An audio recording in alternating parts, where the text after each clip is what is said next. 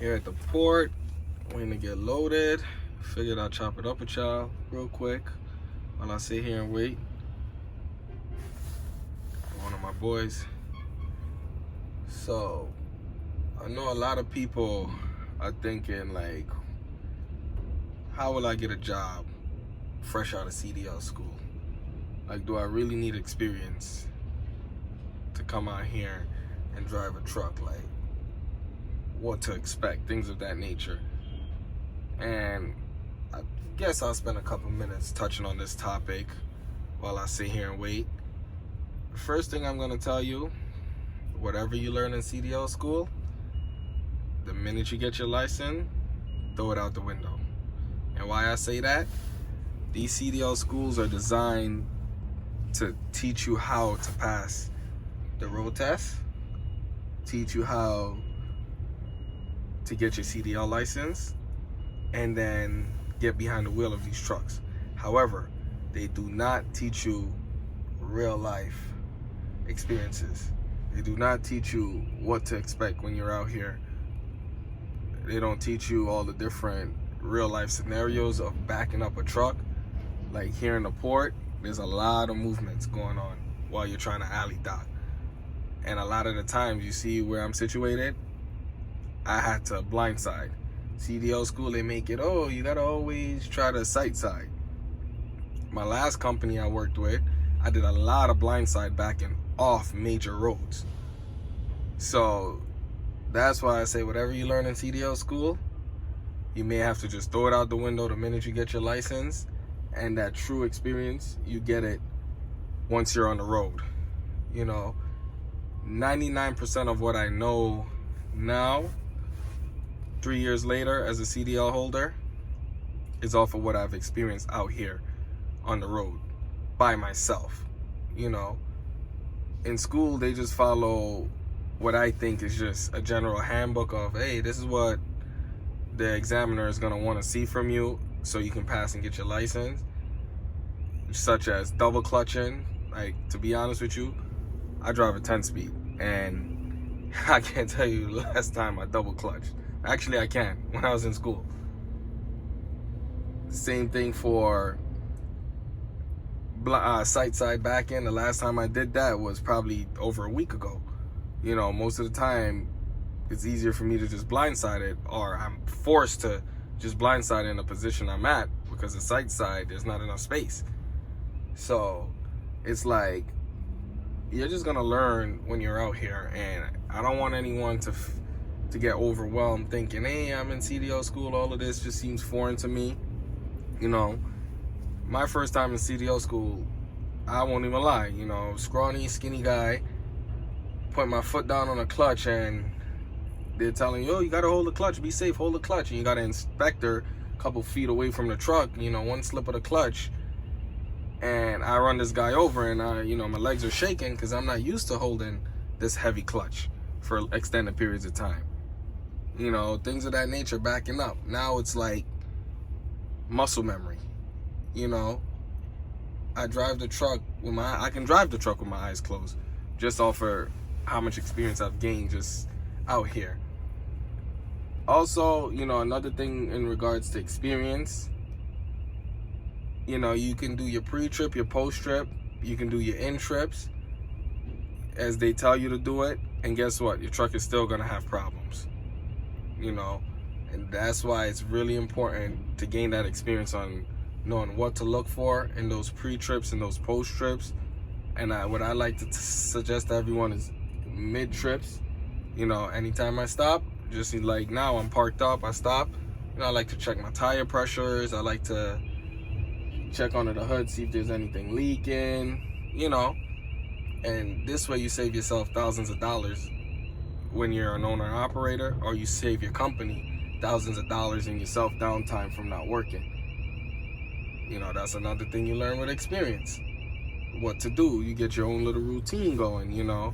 When you do your pre-trip for school, they feed it to you in a certain way, so you memorize it. When you get out here, I'll be honest with you, it's not gonna be an hour pre-trip. You know, it's gonna be maybe 20 minutes. You pre-trip your truck, you check your tire pressures. Like, for example, myself, the way I do my pre-trips in the morning, when I get to my truck, pop my hood, check my fluids, check all my hoses, check my brakes, you know, look underneath the truck for any leaks.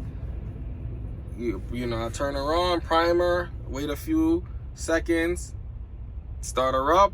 While she's warming up, you know, I get my tire pressure gauge, and yes, I actually check my tires every day, multiple times a day with a tire gauge. Check all those tire pressures, you know.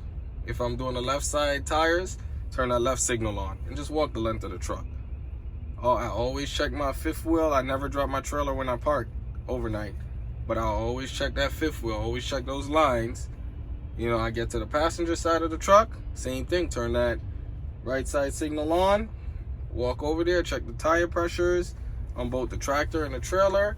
By the time you do that, the truck should, you know, pretty much reach a nice operating temperature.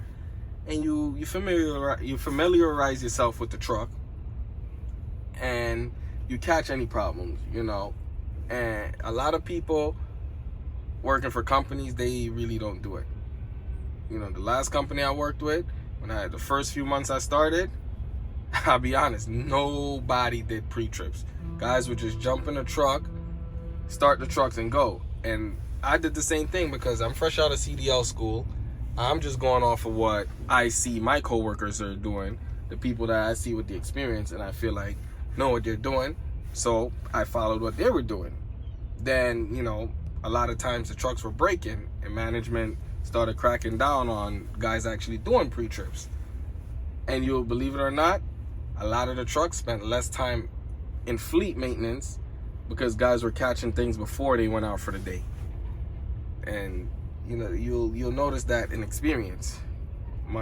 Just recently, I was down last week, actually, a week ago Friday, got back from my work day, was parking my truck, my clutch felt a little weird, actually it was sticking.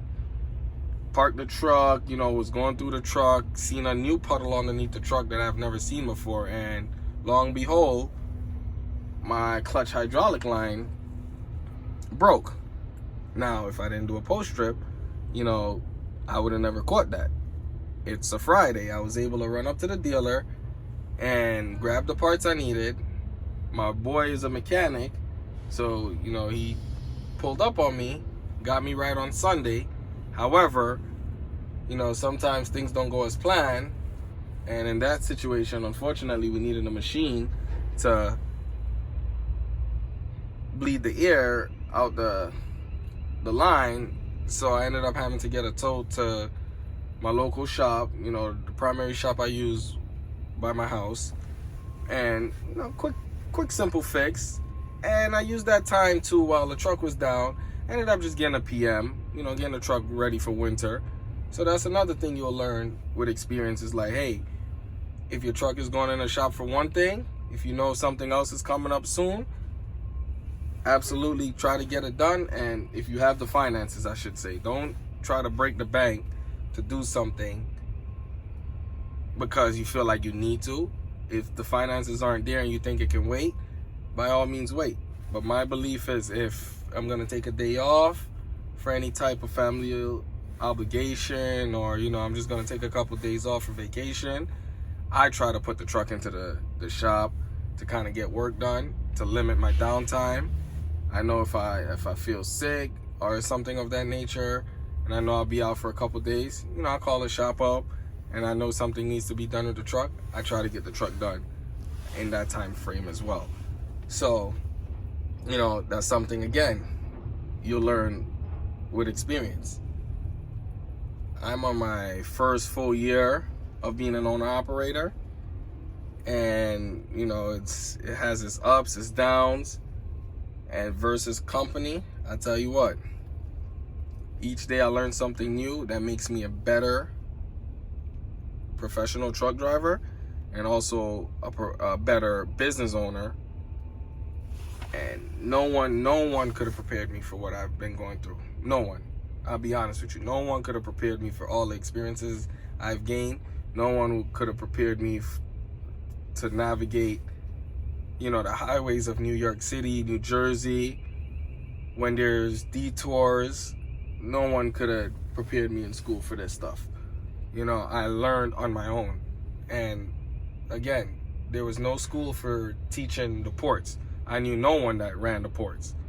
There's no videos on YouTube, hence why I'm trying to make more videos on YouTube for the ports on how to run the ports. You know, so I learned, and the first few months, I'm not gonna lie, it was a little difficult. But I'll check back in with y'all. I'm about to get loaded.